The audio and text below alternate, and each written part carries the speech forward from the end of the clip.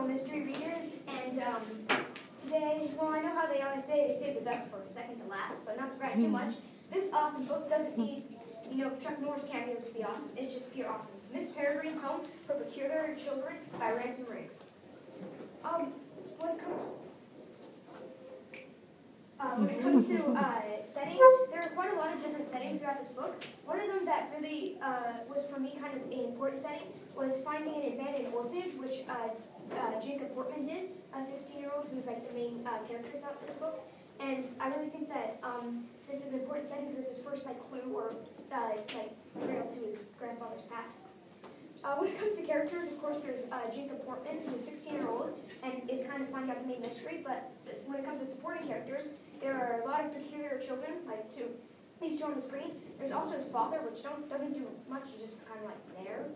But the peculiar children play kind of a big part.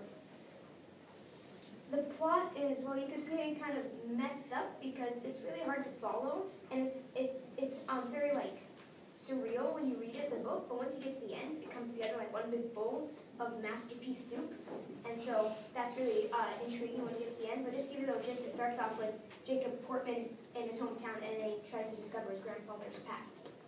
It was hard for me to find the theme in this book. It didn't just pop out in my face, but when I did, so to speak, dig for it, I found it, and I settled on the fact that it's finding a deeper meaning to things, and everything in the book seemed to have a deeper meaning. He didn't just put something there just to put it there.